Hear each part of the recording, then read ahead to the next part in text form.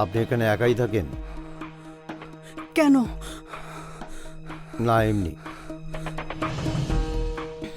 আপনাকে একটা রিকোয়েস্ট করতে পারি? কে? আমাকে এক কাপ চা খাওয়াবেন? না মানে মানে হ্যাঁ, খাওয়াতেই পারি, কিন্তু চা খাওয়ার পরে আপনি চলে যাবেন তো? আগে তো খাওয়ান, তারপর ভেবে দেখছি।